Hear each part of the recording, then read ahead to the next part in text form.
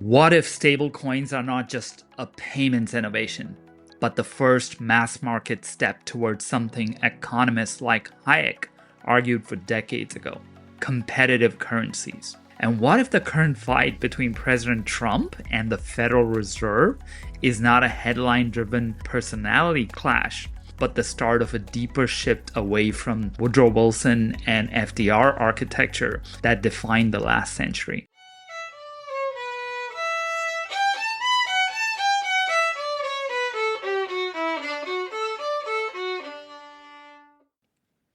Hello, everyone. Today I'm joined by Adam Braus, an engineer, educator, and a student of economic history. We're going to talk Hayekian currency, and I butchered that, but Adam will correct me. Stablecoins, inflation, and fiat. And then zoom out to the long arc from Woodrow Wilson, yes, that's about 110 years ago, to Bretton Woods, and to the last 80 years of Keynesian macroeconomics, ending with what may be a post-globalist reshoring Trump era. Adam, thanks for doing this, and congrats on the new baby. How's life going right now? It's going great. Thanks for having me on, Patty. This is awesome. I've been listening to your podcast for almost a year now, and I just love it. So I'm so happy to be on. The baby's doing great. Mom is doing great. We're trying to get enough sleep. That's our main goal. So it's 10 days now? That's right. Yeah, my first Awesome. child. And She's and healthy, so it's all good. and That's all we want. first, Healthy. yeah, and first baby, right? That's right. Starting Awesome. off. Yep. Awesome. Now, well, congratulations to both of you, and enjoy the time. It's every day is a new thing. We have two, but kind of grown up, and it's a lot of fun, the early years. We like it already. Awesome. Okay, let's get into some of our topics, and we have a lot to cover. Sure. And I'll set some expectations for listeners. Adam is not here to sell crypto or stable coins or any of that stuff, which we've been talking about on the show. In fact, he's a serious critique, or has critiques about privacy, security, and what people call the democratization of markets. That's what I have referred to as kind of Wall Street capabilities to Main Street, the kind of the promise of crypto or DeFi and other things. That tension is the point of today's conversations. So let's have the real conversation. So let's start with you. Give listeners, Adam, 2-3 minute version of your path from tech to academia and what you built and how you ended up so deep in economic history. Yeah, that's a great question. So yeah, I think it's hard sometimes for people to get a real firm grip on me because I'm sort of a polymath. But I think the best way for people to think of me is a modern professor. So I'm basically most deeply a researcher and an educator. But then because we're in this age of technology and because I'm a software engineer, sometimes my research turns into like startups. So it turns into these more like engaged projects rather than just a paper or something. And so I guess that would be one way I could frame a project that we're talking about a little bit, which is this Hayekian currency project. I was classically educated, and I hung out with all these guys who were libertarians, and it kind of by osmosis, it kind of went into my belief system about libertarianism when I was younger. And we were all reading Mises and Hayek and Menger, as well as Keynes and Friedman and Rothbard and everybody you can think of. Ricardo Say. I mean, we were reading all the greats, and I read Hayek's Denationalization of Money, and which is the book which is an open source book. It's online. It's a PDF online. Anyone can download it and read it. It's very readable. It's 90 pages long. It's almost a pamphlet. It's so easy to read and short. And he just lays out this way that we could do currencies differently. And I was just like, this is awesome, pretty cool. Like, this is going to happen. Someone's going to do this because look, it's right here. It's all just laid out. And then throughout my career, no one ever did it. And even with all the crypto stuff that came out, and I read the white paper, the Satoshi white paper, when it first came out in 2008 or whatever. And I read it because I was interested in monetary stuff. I wish I would have bought 10,000 bitcoins and just sat on them, right? Like, of course, but I mean, who knows to do that, right? But I was all very abreast with it from the beginning, and I thought, okay, well, this crypto stuff has got to be like a bootloader for Hayekian currencies. Like that's got to be the way it goes. And it just never happened. So a few years ago, I was a good enough engineer by then. I was like, well, I'll just build it again as a kind of experiment. Not in some big power move way, but just like what if I made it and put it out in the world and did it, you know? And so we did it, and I can talk more about it in the future. But yeah, so basically that's kind of the way I came to it. Interesting. Yeah, libertarian, meaning that aligns with some of the Bitcoin or the crypto kind of tech bros, but you didn't see that happen. But before we kind of get deep into why didn't that happen and why it's divergent, maybe um, for our listeners, because I don't think and I didn't know about it. So can we establish some foundation? Can we kind of define Hayekian and the denationalization of money? So you kind of alluded to it, but kind of in simple terms, how would you Yeah. explain? So, yeah, in very simple terms, Hayek said, so generally people believe, and the models, all the neoclassical economic models, just treat money as this exogenous. I'm not using basic language here. You said to put it in simple language. All of a sudden, I'm using these weird words. So basically, people think that money is just a given, and it should be created by some central, usually government-esque agent. Hmm. That's what all the models presume. That's what almost all of us in our minds presume is the case. Hayek just wrote this little book where he was like, that's not necessarily the case. Actually, private firms could produce new monies. But he said it would have to be certain things would have to be the case. And one of those is competition. So there would have to be free entry for new monies, and there would have to be multiple monies all competing with each other. So if you had a single firm, they would just inflate the money and steal as much value as they could, right? If they were a monopolist, not constrained by the government, the way the Federal Reserve is constrained by the government.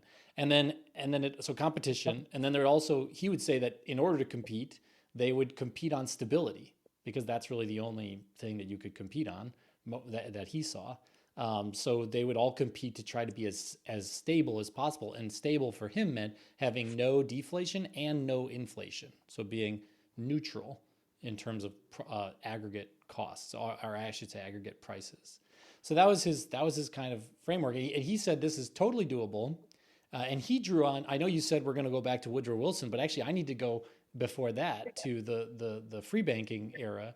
And he said, look at the free banking era for over 80 years or so, 60, 80 years. There was free banking in the United States, which meant that there was no central bank and there was no single money provider. Gold was considered to be the underlying basis of money, but all the note printing on the basis of gold was done by firms, by private, just by banks. And while the history books, which are mostly written with our perspective in mind, they call out the wildcat banks of the far west, which would often go bankrupt and their notes would become worth nothing. And they had these kind of problematic note issuances. If you actually, he said, don't. He said, of course, that happened in the West where there was like hardly even roads and stuff. Look at New York City. He said in New York City, the banks were able to keep a parity with gold that was 99.9% for 80 years straight. So he says this is doable. This is totally doable. It's doable with technology 150 years old.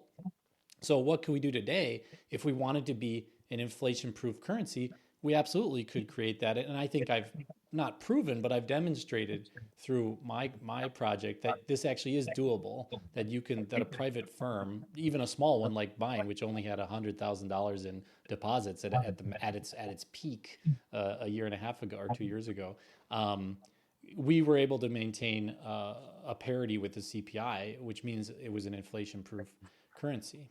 So yeah, a Hayekian currency would be a competitive regime of multiple currencies competing with each other to try to be as inflation-proof as possible for different segments. So because inflation is different for different agents in the economy, right? Like, an urban consumer with children has a different inflation sort of signature than like a rural producer without children or whatever.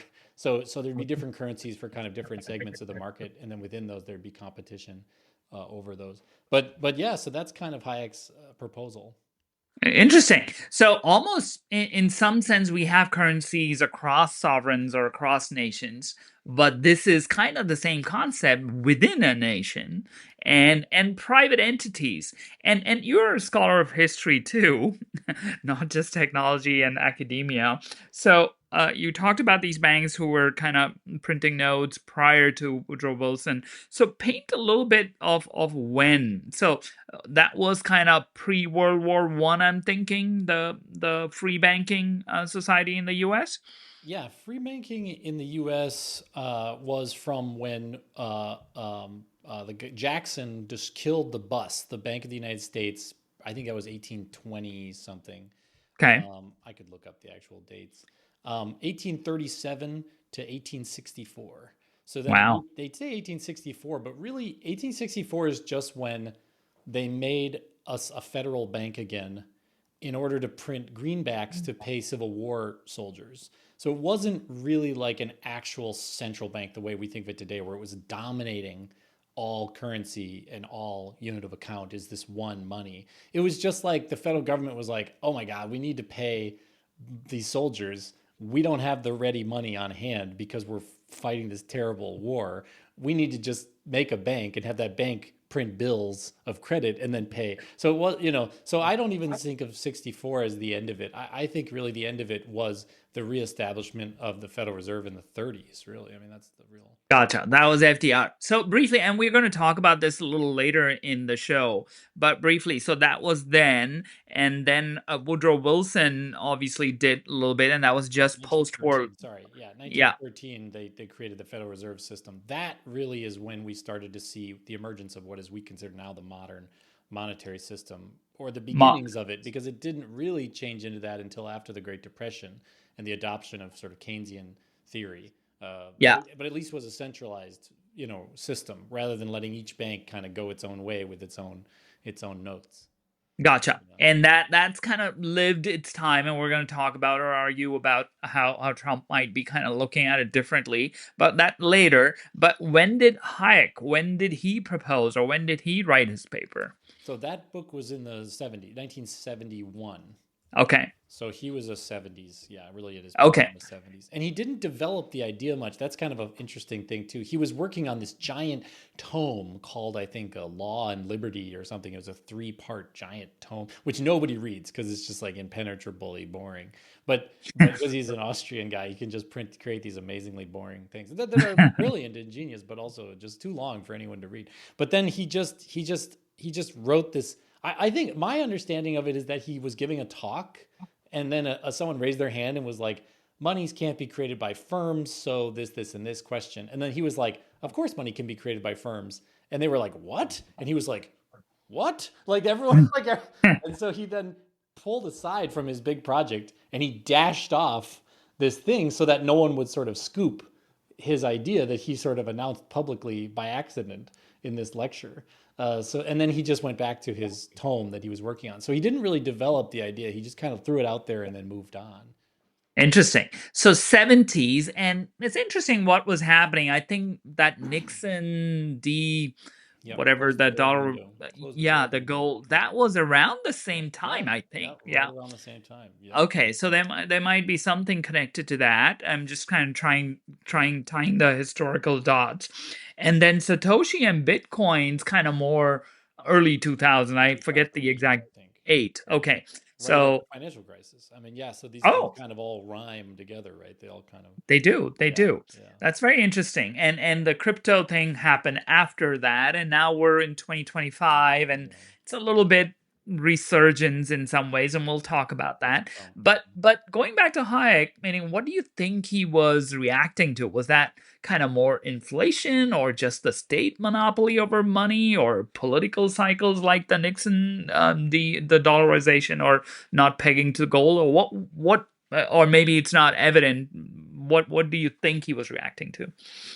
I think, well, directly what he was reacting to, I think, is Milton Friedman published a chapter of his book or a paper that said that firms can't produce monies, private firms, because and it's very black and white. He writes this, and I think he's wrong, and Hayek refutes him. But he says they can't because of what he calls the launch problem, which is that you can't start You won't be able to start because you won't be able to convince people that your money has any value. And then the other problem is the hyperinflation problem. So Milton Friedman believes that anyone who is able to print money and create any kind of money would just inevitably, the game theory dynamics would just lead them to print money to hyperinflation, and it would just destroy the money. And so Milton Friedman just concludes it has to be, some kind of, government-esque, maybe not totally controlled by the government, but something like the Federal Reserve, where it's sort of independent but established with norms and laws by the government to create money. Or gold, which is like, the earth has a certain amount of gold in it that kind of creates a sort of discipline. But so Hayek, I think, was like, he had a bit of a beef with Milton Friedman, I think.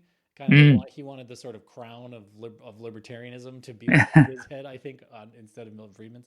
And so, he was like, that I can refute that guy. And so he wrote this little thing and said, of course you can launch, and then of course you can avoid hyperinflation through competition. And so it was a little bit of a beef between. I don't know about you're asking more about like what were the kind of macroeconomic or macro historical things that he was responding to. I don't think he was specifically responding to any of those. I think he was just responding narrowly to like, I can refute Milton Friedman on this point. And then I think he liked what he was saying because it really is a Austrian way of doing money, right? Private firms creating money, no need for the government to intervene except for to set rules of the road, which was like Hayek's favorite thing. And so, yeah, I think he was just sort of like, the Austrians are very, they're very ideological. So I think he just like, right, they're kind of like, damn the world. We follow the ideology no matter what the outcome is. And then they just have faith that the outcome will be some paradisical utopia or whatever. Yeah, I should say that I'm a recovering libertarian. So I became libertarian and then I had to recover. It's like you exit a cult, you have to be deprogrammed and you have to realize. Yeah, and we'll talk a little bit more political philosophy, not politics, but political No, yeah, philosophy later down, yeah, kind of with the Trump and Federal Reserve. But let's button the Hayekian down. So you obviously got exposed to it sometime recently. You read that paper, and then you built something. So tell us a little bit about that, and where is it at, and where do you yeah. think it might go? Yeah. Yeah. So I thought, I like to sort of show, don't tell. Like I kind of want to create, because I'm sort of a builder. I'm like a guy who likes to build a lot of stuff. I built like 2 software projects in the last, 6 weeks that I'm going to like, launch and sell and stuff, just because that's what I do. And along with a bunch of papers that I got published just recently too. So I'm just sort of prolifically creating things. But I really thought, okay, I'm really going to dedicate time. I'm going to create a Hayekian currency and I'm going to go through all the legal machinations I need to create it. I'm going to do everything I need to try to create it. And it was very, very, very challenging. I tried 15 years ago, failed, tried 7 years ago, failed, then tried 4 years ago and succeeded. I was able to actually get the currency fully live, fully built, iPhone app, Android app, website, bank accounts, brokerage accounts, everything you need to build a Hayekian currency. And it was working.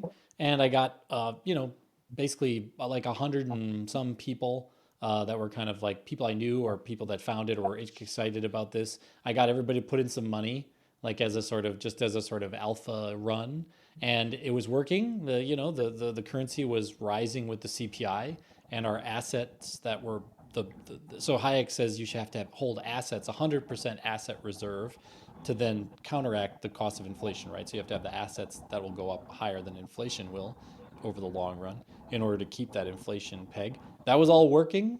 And then because of, this was in the Biden time, there was these like the FDIC was instructed to just crack down like crazy on alternative currencies.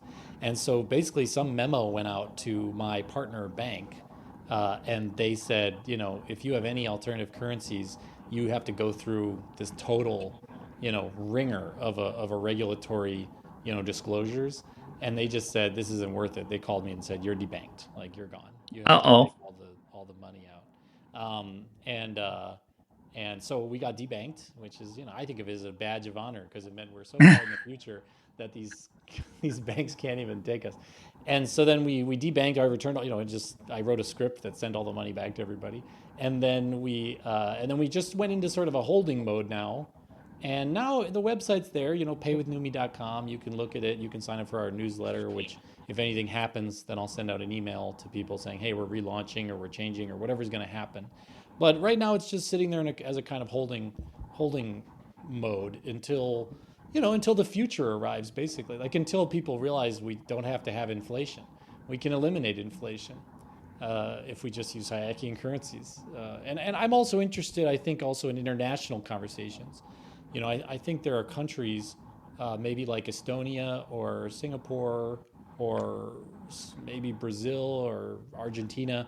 I think there are countries that might be interested in being the home of the first Hayekian currencies, because just as a part of their milieu of business and finance, because it could help them become leaders in the future of finance in the world. Maybe a BRIC country that wants to get away from the Federal Reserve System.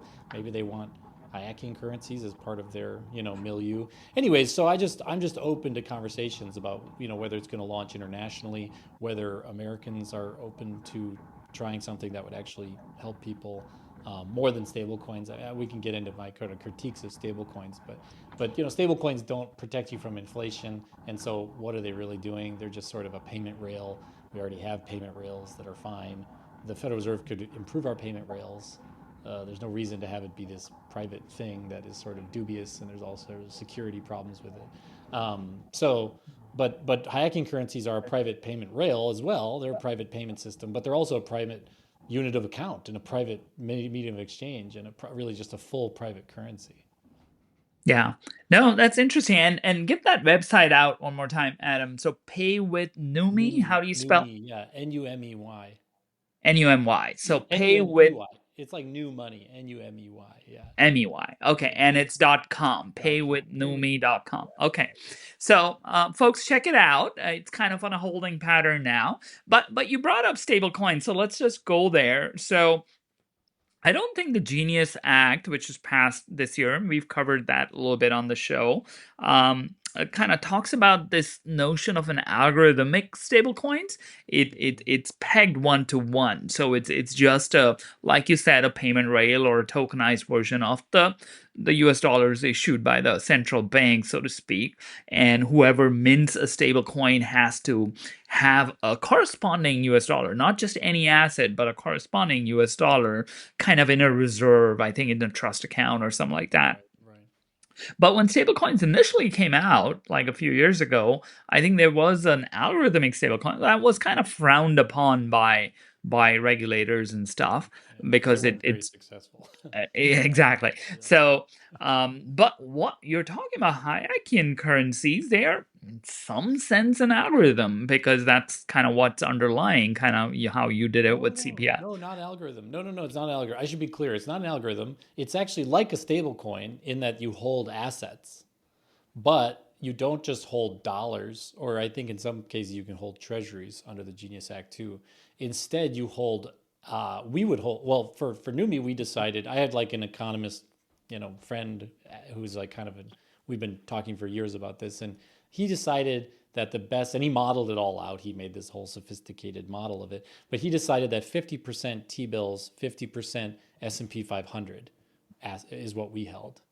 And what that did is provided the best balance to beat inflation at the most time scales possible. So Hayek called this 100% asset reserve. But again, Hayek wrote a 50-page pamphlet and didn't really develop it anymore. So he didn't really get into the nitty-gritties of like implementation. So we had to adjust his idea a little bit and call it 100% asset target. So we're targeting 100% asset reserve, but actually because things go up and down, you can't constantly have 100% asset reserve, but you're targeting 100%. And what we've found is that because without holding any actual money, without actually in operation, you can model. You say, what if we had started in 2010 and grown at 30% a month, or 30%, a quarter for 10 years, and look at the stock market and look at our, you can say, would it have worked? And our answer is 90% of the time it would have worked. So, given the multiple conditions. And then the 10% times where you end up being less than 100% reserve, there's alternative financing. You can have liquidity that you can borrow. You can sell more stock in the company to make that difference. You can get I don't know, if it was a country that really wanted this to happen, there could be like a government grant to let it continue, because it's just a brief window when things are kind of out of whack, and then things return to the positive. And that's just because assets go up faster than consumer prices. That's just the way the economy works. The cost of assets exceeds the cost of like hamburgers. So Yeah, yeah. No, so Genius Act does allow for treasuries, I yeah, think, right? treasuries. Yeah, But stablecoins cannot kind of rise in value, or they're always pegged to the the kind of the dollar. Yeah, US the dollar. dollar. Yeah.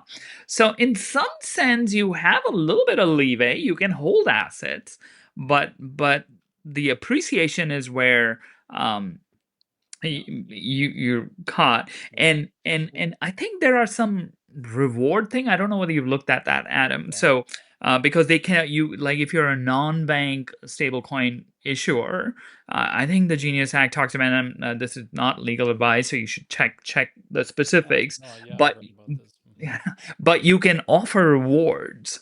Yeah, An issuer can offer. So there sure. might Like be points or some. something. Yeah, Correct. So there might be some ways you can take Numi and look at yeah. Genius Act, or Well, have you already done that? well, we don't need the Genius Act for the NUMI to operate. The NUMI is legal. It's legal to make new currencies in the United States, and it's not and it's legal to make a currency and make it inflation proof. All of this is legal. There's no need for any laws. The only problem is the regulators don't they interpret their mandate to protect American consumers as blocking this.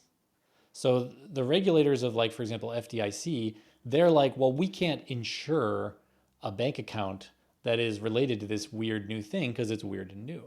But that doesn't mean it's illegal. That just means you can't get it FDIC insured, and that means no bank will work with you, right? So it's not that it's illegal. It's that the regulatory environment is kind of like a cartel. It's sort of locked down.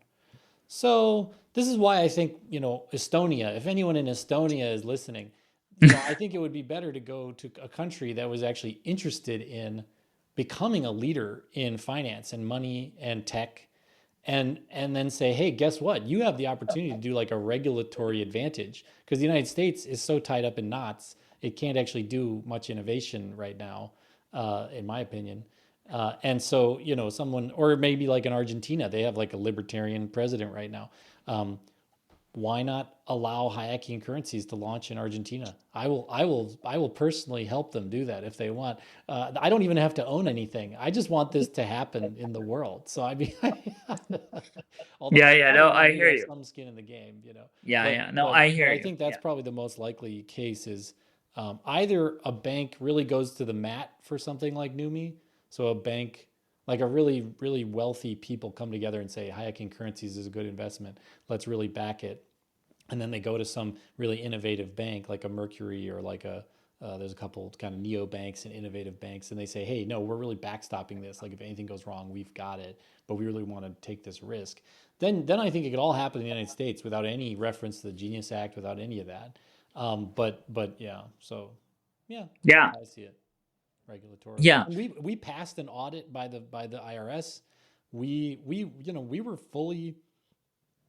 fully legal functioning entity with no problems with us. The only problem was the FDIC told the bank, we that's too much risk for us to then keep your FDIC insurance. That was the only problem. There's no actual legal issue or even a tax issue. Yeah, yeah.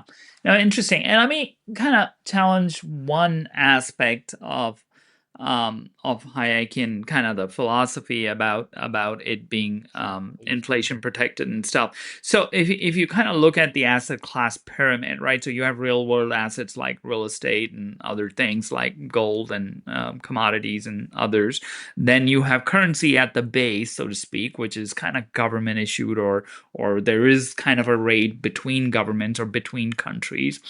And then you do have private issued asset classes. We call them equities or shares, Yeah. right? Public companies and even now private, which can be traded in certain cases. And then you keep going up, you have derivatives and options and that kind of stuff, interest rate swaps and stuff. So for an individual, at least in the US, so you have different ways to kind of build your portfolio or build your assets between those real world assets, the cash, which is pegged, Right. and equities if you want to just buy the government. So in that context, so when I'm looking at building my portfolio, I look at all those 4 or 5 things, asset classes, and build it accordingly to whatever measure I need to do. So if that's the view, justify why you still need a Hayekian currency, Sure, which sure. which merges. Yeah, go Yeah, ahead. well, the answer, the answer has to do with inequality, right? So 44% of people have enough money to be in the stock market. 44%. 56% of people have no money in the stock market. They have no portfolio to speak of at all because they don't own anything because all the ownership is concentrated into the wealthy, right? Don't they say that? Didn't they just say the top three people, wealthiest people, own more than 50% of the population? Right. So you're talking. What you're saying is perfectly right for PMCs, for professional managerial class people, and for wealthy people. But it has nothing to do with working people, and working people's the majority of the population. And if you add them all up, they're the majority of the wealth. I mean, they still working people are still wealthier than the wealthy if you add them all together, right?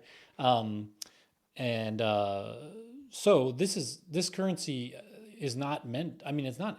Well, we should talk about some of the funny, interesting things that this currency does. So one thing is it's inflation proof, so that helps wages stay strong, right? Because part of the whole idea behind the green cheese factory, as Keynes called it, funnily enough, he said, what if we could just make money and be green cheese?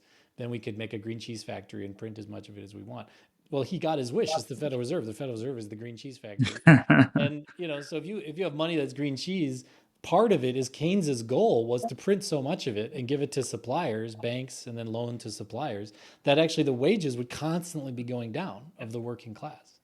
So you're constantly, it's intentionally the goal of a centralized Federal Reserve fiat monetary system to defraud, in my opinion, if there's no option to get away from it, it's a fraud to steal money from working people through their wages going down and their savings being depleted. Um, uh, and this just stops that. So this makes it so that working people, if you're paid $10 an hour and $10 can buy you, you know, whatever, a pair of pants, then 100 years from now, you're still paid $10 an hour. You can still buy a pair of pants. And if you get a raise, if you get a dollar raise, that's a real welfare increase. So that's one thing that this does, and that's actually my motivation for this. My motivation for this is to eliminate the constant sort of theft of money through the system. No one is sitting there going, ha ha ha, I will steal money. It's just systematized theft that should end. That should be gone, and we should just have a fair playing field where if you work and you get money, you get paid. And if you get a raise, you get wealthier. You shouldn't have to run 100 miles an hour to stay in place, right? Mm. So that's one benefit. There's other benefits too, like if you get rid of inflation, then a loan is always going to be repaid at real terms. So interest rates become real. Right? Right now interest rates are always nominal, and then inflation plus the nominal rate is the real rate, but you don't really know what that is, right? But in this case, when you have a Hayekian currency that's zero inflation, every loan for the creditor and the debtor is a real interest rate. And that's incredible for the economy as a whole, because now people can truly estimate what Hayek calls the intertemporal equilibrium between money now versus money in the future. And there's no variability coming from, there's an inflation spike. All of a sudden, debtors get this huge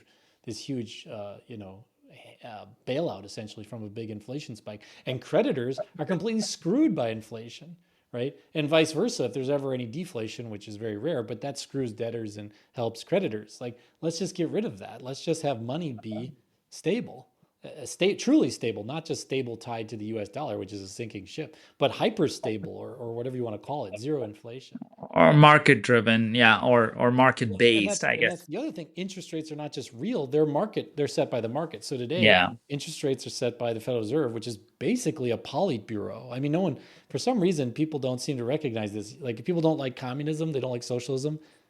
The Federal Reserve is a politburo. It's just nine technocrats who decide the price of the most important thing in the entire economy, which is the price of money, which is the interest rate. And they Right. set that the same way the Russians would set the price of boots and coal and steel. But for some reason, a bunch of people who eschew communism and stuff and socialism allow the Federal Reserve to set prices. So I think Hayek encourages get you no inflation, workers get a fair shake, and then you get real interest rates are real and set by the market, which means you have the real price of money in the marketplace instead of this, sort of made up fiction of what the price of money is. So yeah, you get all these changes. So you might say, well, improvements, not, are they improvements? I think that on the margin they are improvements, but we'd have to run it, I think, in a bigger experiment to see. Yeah, yeah. And let's touch a little bit more about when we talk about the Federal Reserve and Trump and Wilson, Bretton Woods and stuff like that, because it kind of ties into that, right? And there's some arguments we made for having that centralized control. But before we leave this segment, um, like you talk, the premise of Hayekian is that it addresses the common man and kind of the middle class and things and gives them the tools. The crypto bros or the crypto crowd also kind of argue that it is, and I have argued in my show that the whole on-chain finance and kind of DeFi and its newer kind of avatar is just that. It brings Wall Street level capabilities to Main Street businesses and individuals, meaning arguably you can say Bitcoin and some of the crypto allowed kind of speculative investments and people made money on it for the average kind of common person, which was limited to kind of more Wall Street entities. Yeah. So you're not a big fan about the on-chain kind of finance. So talk a little bit about that, contrast that, or what's your critique Yeah. for that? Well, I would say that I loved, and I told you before, I was right there at ground zero with crypto, with the goals of crypto, right? Frictionless, stateless, uh, democratized, better store of value. Um, all these things were great. I was 100% on board. And I still am with the goals of crypto. The problem is it hasn't delivered on any of those. Zero. And I'm going to be really strongly argue this, that the crypto has completely failed to achieve its actual stated goals. It's not frictionless. It's huge frictions to get your money in and out of crypto. As much as they've, Coinbase and wallets, they've kind of simplified it a little bit. It's still incredibly difficult to get money on and off chain and blah, blah, blah. So no, not frictionless, not cheap. There's these huge fees now, not only on chain, but even to get your money in and out. Huge fees, massive fees, 5%, crazy, higher fees than anything. It's basically the same fee as buying gold. You're basically paying the same fee. It's not stateless because the most successful cryptos, except for Bitcoin, it is stablecoins, and actually even more than Bitcoin are stablecoins. And 60%, 70% of stablecoins are centralized. They're not trustless and they're not stateless. They're all went and got the Genius Act to become legal things. They're all tied to the U.S. dollar, so not stateless, and not a better not a better store of value. Because look at it, Bitcoin goes up and down. People are losing their shirts, losing tons of money. Sure, a few people are gaining money, but it's a gambling. It's a gambling. It's a bet. It's not a stable currency that like actually lets you protect your savings and your income and your inflation. It just is this wild, speculative asset that people pile their money in and it goes up and they make money and whatever. But it's not a stable thing, right? So crypto and stable coins, not a good store of value because they're all tied to inflationary fiats, right? So crypto has completely failed on all points. I can't think of a single point of what crypto claimed was its goals that it actually has delivered on. In contrast, at least theoretically, and insofar as we did a little experiment with $100,000 over about a year, and then with our models, we've shown that it works almost 100% of the time. Hayekian currencies deliver on every single one of those goals. Stateless, because we don't have to go and get the Genius Act. We can just operate as a new currency. Frictionless, all transactions below, I think we said it arbitrarily, $5,000 or something was zero transaction fee. We put a little transaction fee on big transactions just to have some revenue, like 0.1% or something. Instantaneous transactions, instantaneous settlement, because it's all centralized through our API, just can settle it instantly. There might have been a little holding period. If we did like $1 million transaction, we might do like a 24-hour just to make sure it's not, whatever. But, regular little transactions, $50,000, $10,000, $50 would all be instantaneous. Inflation proof, which means it's a fantastic unit of account, better than anything in existence.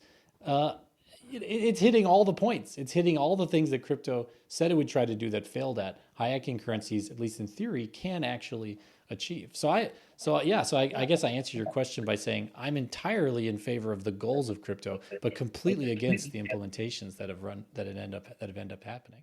No, well articulated, and I have a lot of crypto domain listeners. So if folks are listening and are intrigued by some of Adam's point, and they may be a good middle ground, like using some crypto, combining some concepts from Hayekian that Adam talked about, and building out an offering, perhaps. Maybe we had a lot of people talk to us about this, and I know a lot about crypto. I've built Ethereum blockchain smart contracts. I've cloned Bitcoin and made my own little Braus coin, and I'm really good at crypto. I mean, I can do coding. I can even engineer crypto systems that I've done just because I'm fascinated by this monetary stuff. When I went down brass tacks, do we make it crypto or not? There was no way that there was use in that, because crypto is not safe. It's not private. It's not instantaneous, frictionless transactions. You have to put everything up on the blockchain. You have to have some kind of, proof of stake, proof of work, something. If you centralize it without crypto, you don't need any of that. You just do it. You just move the numbers in a database and it's done. It's completely frictionless, completely free, completely instantaneous. It doesn't take any electricity. They talk about Bitcoin taking more electricity than New Zealand. That's not necessary. You can just operate an API, a web server with a SQL database, and like a bank, and it will work. Gotcha. So we just decided there was no, even though it was kind of, sexy, crypto, and we knew it would kind of get crypto people interested. Our goal was to do it really right from the beginning, not to just sort of pander to a certain trend or a certain hot topic. And so we just did it without it, simplified. Yeah. But I'm interested in talking to crypto people because, like I said, I share the exact same goals as the original goals of crypto. Hayekian currencies 100% are for those goals and actually can deliver on them, instead of being sort of always out of reach, always around the next bend, always in the future someday. Yeah. So before we switch on to the next segment, how can people get in touch with you? What's the best way, Adam? I'm on LinkedIn, AJ Braus. AJ Braus on LinkedIn is probably the best way to find me. Yeah. Okay. Yeah. I do most of my professional outreach through LinkedIn. So. Okay. Yeah. So I'll put in the show notes, but Adam Braus on LinkedIn. I would love to talk to people, because I would love to, whether it's international or in the United States. And if some crypto person there's people who know so much more than I do, if someone can really make the case for why it should be crypto, I'm all ears. I'm a pragmatist. I'm not an ideologue, but it just, from my read, it was not necessary to use crypto. Yeah. Cool. So we said in the introduction, we're going to talk a little bit about economic history, a little blended with some politics, or not politics like traditionally what's right and what's left politics, but kind of more the Federal Reserve and the confrontation with Trump, or President Trump. And I'm going to introduce a thesis from a ex post I wrote maybe a couple of months ago, and you can critique it.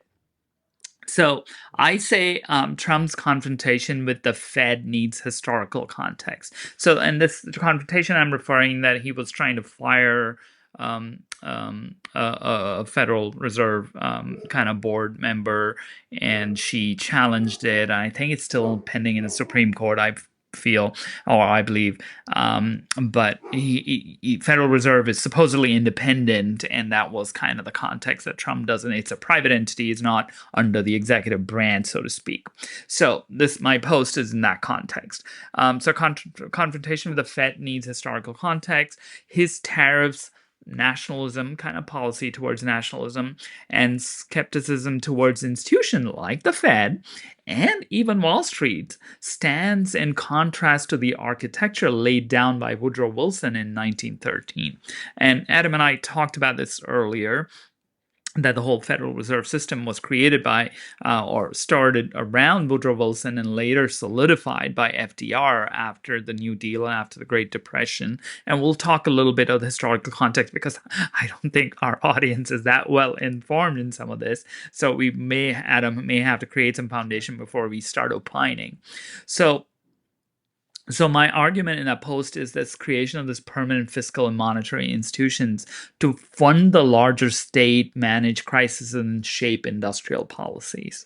So that I say a little bit more that Trump's in contrast, but maybe before you kind of critique it, maybe I'll ask you to just explain a little bit about, we touched a little bit about it, but how did the Federal Reserve get created and how has it evolved to where it stands today? Yeah.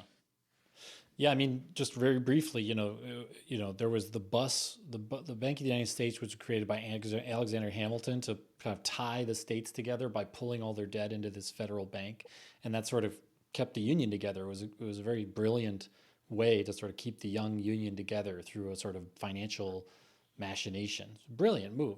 But it wasn't in the Constitution. There's no Constitution like make a bank. So there was a lot of people who were like, you can't do that. That's like a overstepping federalism. And so then Jackson, who was a states' rights kind of anti-federalist guy, just said by a stroke of a pen, kind of like a Trump. He was very disruptive. He was just like, the bus is gone. We're just killing the Bank of the United States in 37. And so then we had free banking. So it was just gold, and then banks were just issuing notes that were redeemable by gold or silver. And like kind of people think of like old money, gold and silver, banknotes based on gold and silver. And then they reestablished in the Civil War, 1864. Federal government said, "Hey, we need to print money to pay the soldiers. We're going to print greenbacks," which is now why our money is green, is because they made all the money green, all the banknotes that the central federal the bank. It wasn't the Federal Reserve. It was just I forget what they called it. It was like a revival of the Bank of the United States. Okay. It was to issue notes to pay the soldiers, and then between that time and there was a lot of crises. There were all these financial crises that were happening, and that's because it's unstable to not have a lender of last resort. You get these liquidity pinches, and then you get these cascading destructions of financial markets and financial institutions that just happen naturally because the market, the economy just goes like this up and down, and Right. overextend themselves and then underextend themselves. And so there was no lender of last resort. And so these crises were a big deal. They were a big problem. And so eventually there was this consolidation, and people agreed, JP Morgan and Rockefeller and all those guys got into a room and said, look, we're going to create a lender of last resort, and we're going to have the government create this public sort of private partnership where there's this lender of last resort that's connected to the government. And that was the Woodrow Wilson 1913 Federal Reserve Act.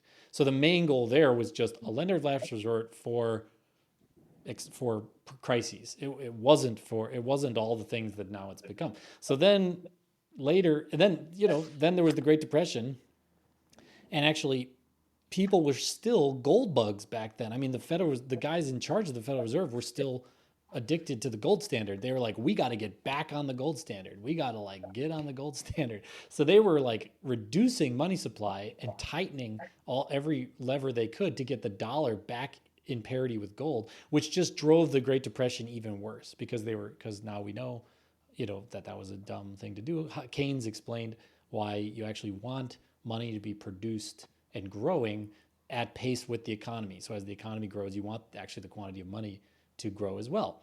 And So then that sort of all reversed with Keynes, and that's where FDR changed the mandate of the Federal Reserve to be what it's currently. It's still its dual mandate, which is to minimize inflation but also maximize employment up to full employment. And that kind of dual mandate has sort of kept it on a sort of fine line. But it's changed a lot since then too. But that was the main. Since then, it's basically tried to, in name at least, keep that dual mandate. But now, I would say the biggest crisis of the Federal Reserve is that it's the only functional part of government that can do anything. And so everyone's like, Federal Reserve, fix everything. And all they have is one dial that just turns interest rates up and down, and they can do a little quantitative easing over here. And that's all they can do. And that's just not enough to run a successful economy. You need a legislative, you need the legislative body and the executive body to be able to actually make direct investments in the economy to build, for example, a domestic industrial base, or to, right? You can't just like do tariffs and interest rates and expect industry to grow. It just doesn't, it won't happen. I mean, at least as far as I understand industrial policy, it won't work to just do that. You have to also go in and make strategic subsidies, and you have to do strategic tariffs, and you have to do, development banks that make strategic loans. You can't just say all private banks get cheap interest, hot money, easy money, and expect the economy to grow. It won't. It'll just flow into speculation and the pockets of wealthy people who are just speculating and bricking away money into their private Swiss bank accounts or whatever. Yeah. So yeah, And okay, and yeah. So I didn't steel man your position, but I already started my critique. I apologize, Patty. no, that all good, all good. And that was a wonderful take on history, meaning you started with Hamilton, which is 250. It's the 50th year of independence next year. Right. So yeah, that's a good economic history of the United States, and I think the others followed pretty much what was happening here, or at least in the 20th century. Um, uh, so the independence of the Fed, let's talk about that. So when Wilson created the Federal Reserve with Rockefeller and JP Morgan, was the Fed independent, or that happened after FDR? It was more like a cartel, actually, in a way. It was just like they came together and said, okay, we're all going to kind of pay in so that if we ever have a financial crisis, you can print money and bail us out.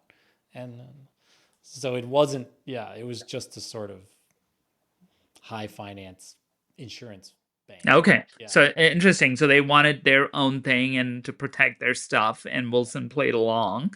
And I think the economic history or the monetary history of the United States wouldn't be complete if you don't talk about this little ski place or mountain place in New Hampshire called Bretton Woods. Yeah. So, well, let's talk about that and its significance and what happened after, I think, the Second World War. And then also maybe at the tail end, talk about what Nixon did, because I think Bretton Woods and everything was very goal based, so almost like the West that you talked about with the state banking charter that Andrew Jackson did, right? So it was kind of similar, except that the Federal Reserves or the Federal Reserves or the central banks across the countries were doing that. But Nixon changed something in 70, responding to, I think, an oil crisis. But kind of help us. You've been doing a great job Yeah. just with the Sure. history, and then Yeah, we'll no, I can argue. talk all about it. We didn't talk about more recent history, which has to do with Volcker and the different Sure, policies. we can talk about Yeah, that too. Yeah. but yeah, I mean, I can just say, Bretton Woods had less to do with domestic finance, which is like what the Federal Reserve System originally was all about. Domestic finance is about being a lender of last resort. World War II, America went into the Bretton Woods conversation. I mean, it wasn't a fait accompli from the beginning. It was a conversation, and Keynes had the strongest alternative view. He was there, and he was representing Britain, and he said we should use the Bancor, which was an international currency that was run by an international bank. I don't think it was the World Bank, but it was some international bank would run the Bancor, and every single country to do any international trade with any other country would buy Bancor and then buy the goods from the other country in Bancor, and then they would sell Bancor to get back whatever currency they needed to do a balance of trade. So it'd be this big international clearinghouse currency slash bank that would just do all international trade. And it had interesting features. One of the features was that actually if you had a trade deficit, you paid a tax. And if you had or a trade surplus, you paid an interest rate. And if you had a trade deficit, you actually got interest on your Bancor deposits with the bank. So it actually tried to make it so there weren't giant trade surpluses and giant trade deficits, but it brought everybody into kind of a neutrality, which is good because then that helps develop underdeveloped countries because underdeveloped countries generally had big trade deficits because they were buying a lot from the wealthy countries and not being able to sell back as much because they just had farming or they just had low cost things. So anyways, it was this whole engine, but that was rejected because the Americans said we just bailed you guys all out. We just won the war, the whole world. Guess what? We're taking over the whole world. It was a total America first. America wins. We get to be the world, the leaders of the world for the next 100 years, maybe the next 1,000 years if we can pull it off. And so you all are going to use our money as your basis for international trade and balance of accounts between central banks. So interesting. So this Bancor that you, and how do you spell Bancor? Is it Just like it sounds, BANCOR, I think. COR, Bancor? It might be a Bank of England thing, I feel, because obviously England or Britain was a kind of a world power prior to Bretton Woods, right? It was at that time too. But it'd be interesting to look because I don't know too much about it. But to your point, the US said, yeah, they won the war, they bailed out the UK and Europe. So and others were there too, right? I think Japan Yeah, the whole world was there. Yeah, the winners were all there. Yeah. yeah. Oh, okay, the winners because the others were doing the whatever the They had to rebuild do plan. whatever the winners said. Yeah. Yeah, The yeah, the losers had to Marshall. do whatever we said. Yeah. Correct. And so Keynes got out, and Keynes was from UK, and so he got, and that's where the US dollar as a reserve currency was born. This is like 1945, 46 or something like that. Right. And so this led to the dollar being much, much, much stronger because everybody, if you just think supply and demand, all the central banks of the world had to buy huge amounts of dollars and hold them just to do international trade and to do balances of account, right? To keep their currencies stable to the dollar. So that was a huge demand on the dollar, which means the dollar became very strong, which means America could buy all the things from the world. So we were able to import a huge amount, which led to our enormous trade deficit, right? Which because we buy so many things, we import so many things, we export so few. That's why we have this huge trade deficit. So it was the kind of the opposite of the Bancor, which was supposed to be sort of this international, everyone kind of working together and trying to help the poor countries develop, and the rich countries kind of are sort of working, sort of fairly. It was like no fairness. America wins. Thumb on the scale. We get all the stuff of the world for the next 100 years. That was sort of the Bretton Woods. So it was a form of American economic imperialism. I say that lightly. I mean, it wasn't imperialism like we were marching into their countries with military, but it was a structural sort of domination without being a hard domination. It was a sort of soft domination. The scales are tilted in our favor, and that's all being questioned now. I mean, the BRICS are completely pulling away from that, and the BRICS are, because their economies are growing so much, they will soon be an actual competent alternative to the Bretton Woods system, and so in that way threatens the Bretton Woods system completely and moves us towards either a bipolar or a kind of multipolar new international monetary regime, which has no clear structure as of yet. Yeah, no structure, no leader, and I kind of talked about that in X as well. So you're referring to, I think it's called the SCO or SCO, which is China, the BRICS nations, but led by China, maybe with India, Russia, and Brazil.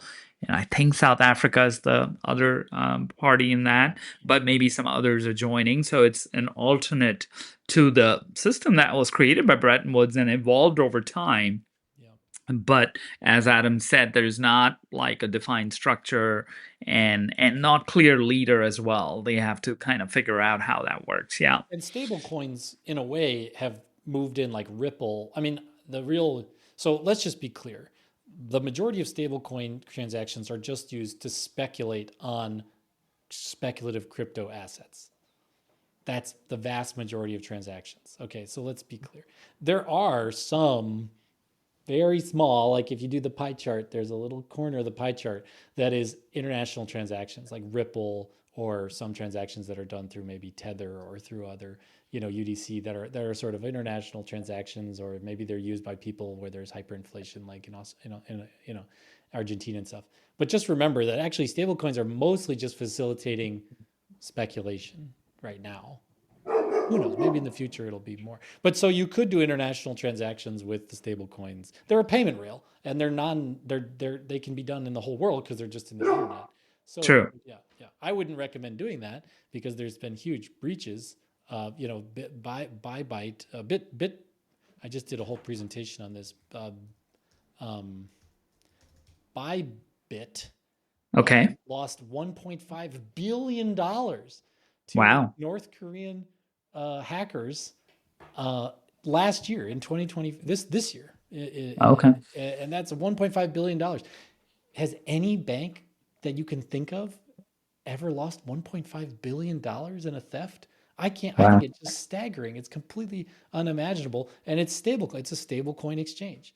That's Wow. the kind of vulnerability. And that's just one. There's been dozens of these, and most of them are in the tens of millions or hundreds of millions of dollars that are being thieved out of these stablecoin environments. They're not secure. People say, "Oh, they're secure." They're secure algorithmically, but they're not secure from the human aspect of being, attacked by hackers. And so they're just not secure. Yeah, yeah. Interesting. So as Bybit, that's interesting, something to look into. But let's bring the original point home. We kind of um, um, diverted a little bit around the Trump and the Federal Reserve point, right? So we established Wilson, we established kind of Bretton Woods, and Trump's kind of policies and his battle with the Fed that we created the premise on. I don't think stems. He still wants kind of the U.S. dollar as a reserve currency, and he kind of opposes the BRICS and that kind of stuff at a policy level. But his battle with the Fed over, especially interest rates, reflects this philosophy. He views high rates as an indirect tax that diverts capital from private enterprise, undermining his push for free market-driven industrial revival and his whole nearshoring agenda, which is kind of fueled by tariffs, if you will. So he's tariffing imports and diverting, or in the hope of diverting capital for domestic manufacturing.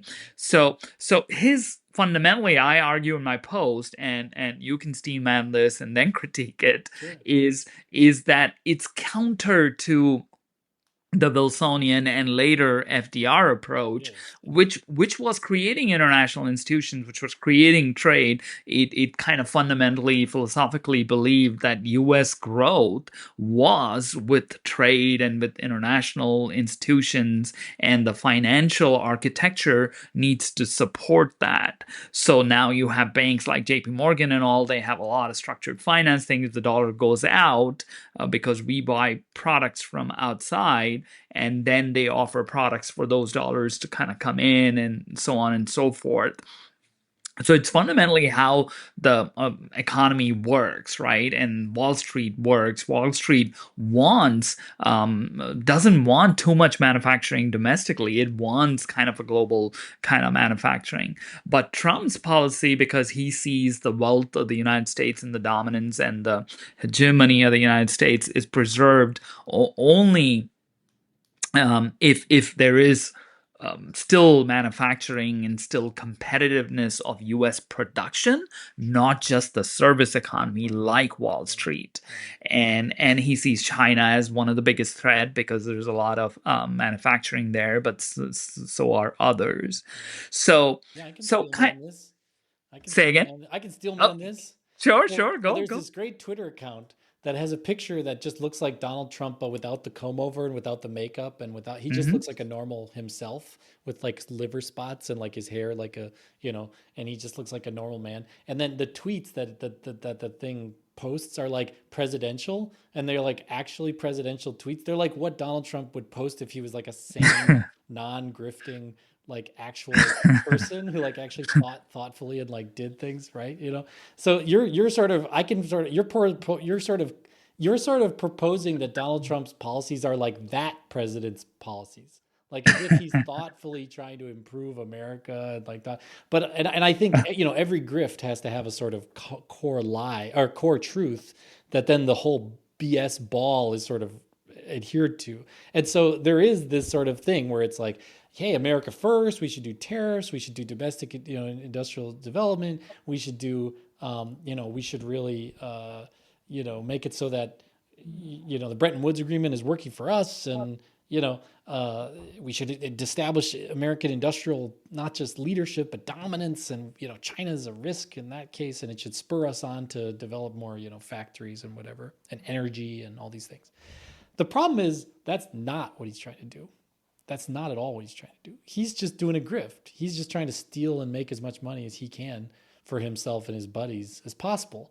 Okay, so tariffs, when you do, if you want to do industrial, I'm 100% in favor of actually that kind of FDR style, like America first industrial policy. That's exactly right. But you know how you do not do that is with flat tariffs. You don't do flat tariffs. You do targeted tariffs at strategic industries. And that's been proven by Japan's development, Korea's development, almost all the Marshall Plan, European development. In the past 100 years, countries that developed very rapidly and successfully did targeted tariffs around protected industries. And then if you're really smart like Japan, you tell them, look, these tariffs are going to go away in 10 years. So you better build to be competitive in 10 years, right? So you can do these smart things. But a flat tariff, do you know what that is? That's just shifting the tax burden onto the workers. That's shifting the tax burden from the wealthy to the poor. And that's all he's doing. He's just shifting the tax burden from the wealthy to the poor. So instead of high income earners and high, estate taxes and the taxes that actually hit wealthy people, it's all just going to tariffs hit the absolute poorest people, get hit the hardest because, flip over your like cheap crap that you just bought. It says made in China, right? Like cheap stuff that everyone buys is made abroad. So it's just shifting the tax burden onto the working poor. That's all he's doing. Yeah. The guy's shifting the tax burden. And then if you really want industrial development, you have to do industrial policy. You have to go to the Congress and say, like Biden did. I mean, not that I love Biden, but he did do this. He went and said, look, we're gonna pay to invest in solar panel factories and electric bus factories and whatever other stuff that we need. I don't know the exact lay of the land of industrial policy, but that's what you need. The CHIPS Act is one of The them. Yeah, chips, but like, you have to be yeah. structurally, strategically and structurally investing, and then strategic and structurally doing tariffs. This whole like, oh, just tariffs and then no industrial policy, that's just shifting the tax burden onto the poor. And the only reason he wants to get rid of the Federal Reserve guy is, first of all, he's hurting the independence of the central bank, which is the worst thing you can do. There is 100 years of proof of this. They're called banana republics. In banana republics, the central bank just plays the tune of whatever the dictator president guy says. And when you do that, you get hyperinflation and you get corruption and you get all that money flowing into an upper crust of wealthy people, and all the normal people and even middle class people are completely screwed by that. So you do not want to get rid of the independence of the Federal Reserve. So you absolutely don't want to do Donald Trump, like letting the president, even if it's not Donald Trump, just the presidency should not have control over the Federal Reserve. That's a bad thing, for whether you're right, left, I don't care who you are. That's bad for the economy. And then the only reason he wants to do that is because he's a debtor. He's a real estate guy, which means he has huge, huge mortgages, huge debts. So for him, the lower the rates go, the higher the stock market goes while he's president, which makes him look good because the stock market gets buoyed up by hot money, by this easy money. And then the inflation that happens on the back end makes his mortgages all cheaper because a debtor always benefits from inflation, right? So for him, there's only his own benefit that he's trying to do. It does not help the American economy. It is not good for American manufacturing. It won't lead to improvements at all in all those things. I think that's just the sort of core truth that then is grifted on. Anyway, so I'm open to Donald Trump doing things right. So just so you know, I'm not a partisan. Like I'm very in favor of his actions in accreditation in higher education. I think we should. He's like trying to change the way accreditation works. I'm actually very in favor of a lot of things. Not the DEI stuff. That's just weird racist crap. But the changing the way accreditation works in higher ed. I say, okay, broken clock, right, twice a day. He can do things right in this stuff. In the tariffs, he's not doing the right thing. In the central bank, he's not doing the right thing. If you just want to make America strong and wealthy, he's failing completely. But he's making his own position a lot better. Mm. No, interesting. Well, we'll see. And that's a good critique of my position that he's kind of reversing some of the last 100 years kind of economic He is. architecture He and is. kind of more nationalism. Yes, that's totally But right. That's totally right. yeah, He is. He's but going back to like a more of an FDR style, away from like a, 1980s, Margaret Thatcher, or a new liberalism like a Clinton Clinton, yeah, Clinton era. yeah. He's totally, full steam reverse, but not in a positive way, just in a sort of let's make America into a banana republic where I'm the emperor for life, terrible way. Yeah, I think. Yeah, yeah. No, that's interesting. And also Fed independence or central bank independence, a good point. But I somewhat feel that the central bank's not that independent to start with, especially when it comes to establishment institutions. It's not totally Um, independent, but yeah, it's not meant to be totally independent, right? It still has to, buy the treasury bills, and, it has to sort of play nice in the sandbox, but it stands on its own 2 feet. It doesn't just say, oh, the president wants lower rates, we'll lower the rates, right? true, true, true. No, that's good. But let's connect the tribe. That was good. Good discussion, Yeah, and Adam. I like your And perspective. I wish that's what he was doing. I wish he was doing industrial policy. I wish he was doing strategic tariffs. I wish he was doing exactly what you're saying. But you know who yeah. did that? Biden. Biden was doing exactly what you're saying. He was doing strategic tariffs and industrial policy. That's good. Donald Trump, I think, is just grifting on that. He's not. He's too why your critique mainly is that it's too pervasive, right? It's not targeted, Yeah. and that could backfire. So we'll see. We'll see. I think the midterms will give us a little preview next year, but even some of these Supreme Court cases, I think there's one on tariffs too, besides the Federal Reserve, and just kind of stock market is one measure, but just kind of consumer Yeah. sentiment and stuff. But let's connect the threads, right? We talked about the Hayekian and a little bit of the geopolitics. So if money is becoming geopolitically contested, and if trust in institutions is shaky, do we get more demand for currency alternatives? So, does currency competition become more possible in a multipolar world? We briefly talked about the SCO and BRICS. And are stablecoins a tool of dollar extension or a wedge that accelerates alternatives? Where do you land? Is this the right Yeah. time for Hayekian ideas or the worst time? I mean, I think Hayekian currencies should always have been just there. Like since Hayek wrote the denationalization, someone should have just started one, but no one did. So somebody just we need to do it. We need to like do it in some. It can be in a sandbox. We could just do it in like a small way. That's why I say like Estonia would be good. Let's just have Estonia. If there's all your Estonian listeners, which I'm sure easily count in the dozens. That or Brazil maybe, or Argentina. It would be so cool to have one place kind of sandbox it and try it and just allow. And they wouldn't start off big. They'd start off really, really small, and they'd have to fight their way. Market, educate people, communicate. That what they're doing. And convince people to use. So it'd be a whole thing. It wouldn't even. It would take years for it to get any kind of. I don't think it would even get dominance. It would just, anytime to carve out a little corner would take years. But then we could actually see how it's operating, and see how it works. In Yeah. theory, Hayek says that these would just dominate over the long run. These would win because he says, money has 5 things that it can do, but the most important thing is unit of account. If you can be the best unit of account, you will dominate the monetary usage of money. And the best unit of account is a zero inflation currency. That's the best thing to do your accounting with because it doesn't go up or down. its value doesn't go up or down in real terms. So that's what you would do your accounting in. You wouldn't want something where you constantly have to change all your prices and you constantly have to change all your salaries because the unit of account you're using is constantly going down. That's stupid. That's what we do today. It's not a good system. So Yeah. he says the Hayekian currency would just dominate, but it would take time for people to learn and for the systems to kind of move over to that.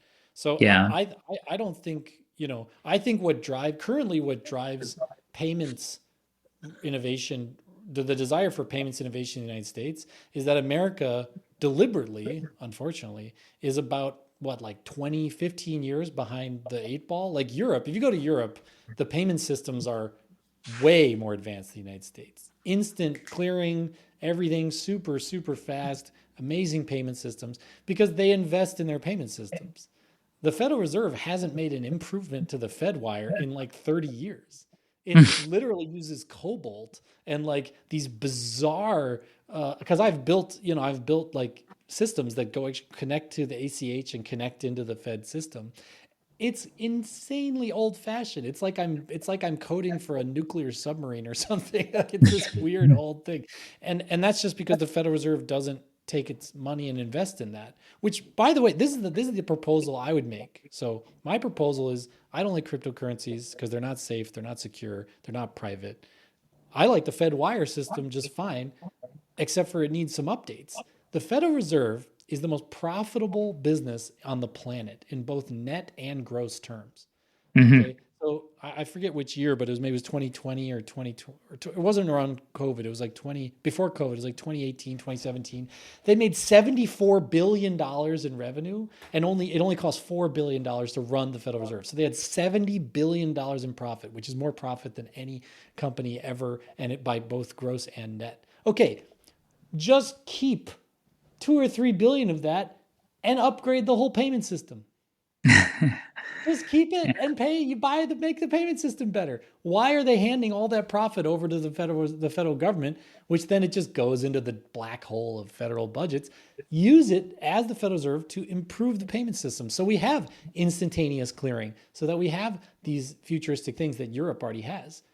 Even make an app. India has this great app made by their central bank, like a Venmo app where you can just instantaneously transact. Make that. Have the Federal Reserve release an app like that everyone can download and use. The Federal Reserve itself has the resources to just make our payment system the envy of the world. But instead, every year they return tens of billions of dollars to the United States government, who doesn't even ask for it. I mean, they don't even use it's not a tax. They just take whatever, because that's how the Federal Reserve works, right? All the profit just goes back to the Federal Yeah, Reserve. I think it's through legislative mandate that whatever they make, they kind of give it back to the treasury. I think it's a legislative, But, but I they, see what you're saying. right, but they could say, well, as an independent institution, we're Yeah, deciding yeah. to spend 200 million or 500 million or $1 billion a year on updating the payment rails. But Right, they right. don't. Why don't Yeah, they do that? Why don't yeah, they yeah. invest in American payment systems? And there was a little press thing, right? I think they're building a new building or investing in a new Crazy. building. But your Yeah. point is they should invest in a new infrastructure. Yeah, there's some work, real-time payments. I think there's some work, but Right. it's not where it should be, to your Right. point. And And it's not like they don't have the money. That's my point. My right, point is right, right. They have a lot of they're money. not Yeah. like, oh, what do we do? We need more money. No, they give back tens of billions to the federal government. So yeah, I mean, the cryptocurrency, the stable coin transaction clearinghouse stuff would be, no one would talk about that if the Federal Reserve just did its job and made sophisticated modern payment rails, which it has the True, money to true. do, and it should just do. It's part of its mandate. It should just do it. Just keep the money, improve the payment rails. I don't know why I mean, if I were the central bank guy, that's what I would do immediately. My number one goal would be to make payments frictionless, costless, instantaneous, for everyone, for big transactions down to little transactions. Yeah. But instead they don't do Uh, that. And then I think that leaves them open to innovation, disruption from whatever alternatives people come up with. yeah. No, I think you make a good point, and maybe it goes back to the charter, right? I think controlling inflation and what's the other employment, Yeah. right? So that employment in the United States, but they don't have kind of say a consumer finance friction reduction or something like that, right? They'd have They to have all hide it. these, Yeah, yeah, they'd huh? have to make some excuse. They'd have to be Yeah, like, yeah, oh, the some cost and of moving money contributes to inflation or something. Yeah, They can tie, or they can add a new charter. That might be a good charter. If somebody from like David Sachs or somebody listens to the show, maybe that's something he can propose. But they do New this charter real for time inflation. payment. Oh yeah. I mean, they've basically given up on their full employment mandate. I mean, they just have given up on that. Now, I would say their dual mandate is just manage inflation and keep financial network. Kind of Ben Bernanke brought this, like keep financial networks operating well, operating safely. Yeah, not So innovate, but just basically, kind of high reliability or yeah. stability and stuff like that. And But they no, don't care about full employment, and they can't do anything about that anyways. The economy doesn't. You can't just turn a knob, a thermostat, and make the economy better. That's crazy. Like the economy is way too complicated for that. yeah. So And my take on this before we wrap this up, is kind of some of this on-chain finance, and given the Genius Act and given maybe the Market Structure Act that's coming in, that might kind of create new private sector players that might do some of what you're talking about. And obviously, stablecoins doing that with payment rails, but there might be some other innovations with on-chain finance. So we'll have to just see how the trajectory is. yeah, I mean, I think those will come. The question is, why do they come? Do they, Mm. crypto is always, I think, a solution in search of a problem. Because what are they solving? Like you can already transact, you can already write contracts, and like if 50 people want to buy a house, you can already do that. It's called a right. You know, like you can already do sophisticated things with contracts. Why does it have to be on a cryptocurrency exchange, which then of course destroys all the privacy because now it's public, and it's way less secure because someone can hack it through not maybe algorithmically hack it, but they can hack the systems that connect to those algorithms.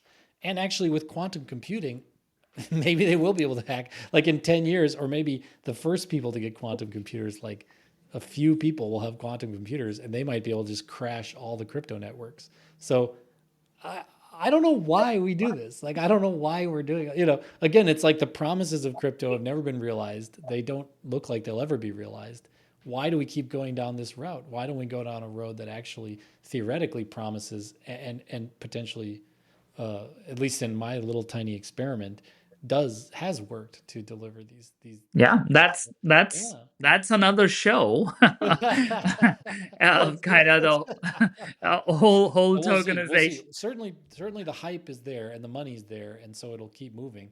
But my question is just why? Yeah, yeah. It That's seems more a like a yeah. like a tulip. It's like a tulip bubble. It's like why are Dutch tulips worth, 70,000 dollars a tulip? There's no reason for them to be worth that much. Like uh, they're just Yeah. tulips. It's like cryptocurrency's just a ledger. It's just a public cryptographic ledger. Why is it being used so much Yeah, no, when it no, doesn't it's a need good to? point.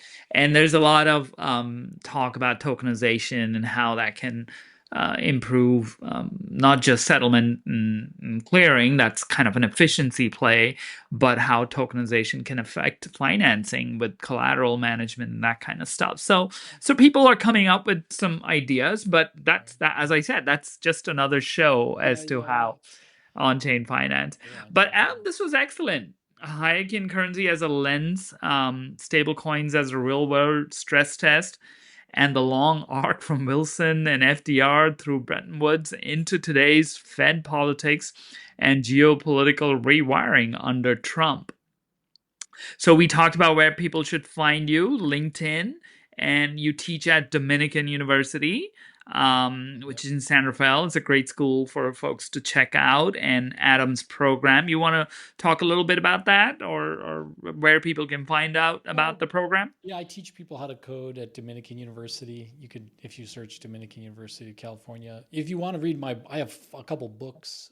Go ahead. Yeah. If you go to adambraus.com, you can read. None of my books are about economics, but Yeah. someday maybe. But my books are about various things: education, motivation, leadership, uh, evidence-based education. That's kind of one of my things. So Awesome. yeah, So adambraus.com. adambraus.com, check his books out. And if you enjoyed this, follow FinTech Talk, share the episode, and send me your pushback.